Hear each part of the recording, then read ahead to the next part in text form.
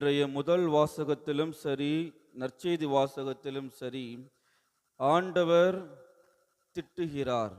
முதல் வாசகத்தில் மோசேயும் திட்டுகின்றார். நற்செய்தி வாசகத்தில் இயேசு பேதுருவை திட்டுகின்றார். இவர்கள் இருவரும் சாதாரண ஆட்களா?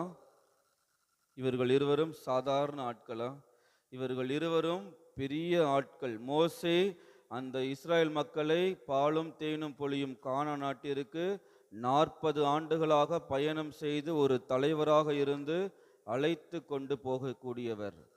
அதோடு மட்டுமல்லாமல் பேதுரு அதுக்கு கொஞ்ச நேரத்துக்கு முன்னாடி தான் என்ன சொல்றாரு?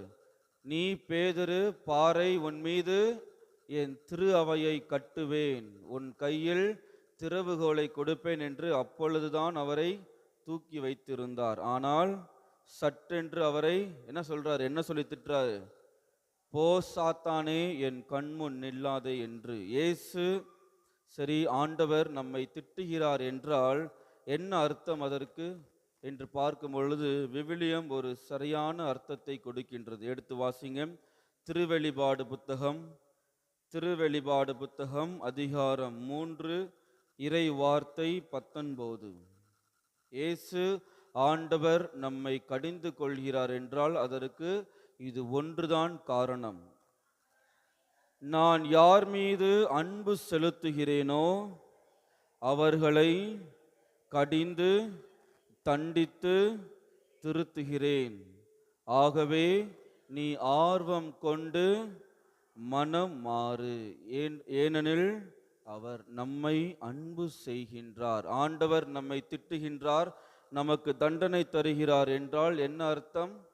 ஆண்டவர் நம்மை முழுமையாக அன்பு செய்கின்றார். நாம் ஒரு விஷயத்தை தெளிவாக புரிந்து கொள்ள வேண்டும்.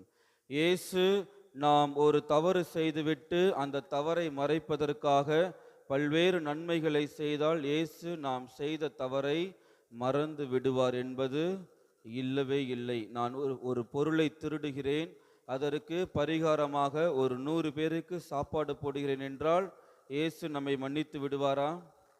அந்த புண்ணியமான செயல் அதற்கு ஈடாகுமா என்று பார்த்தால் ஈடாகவே ஆகாது.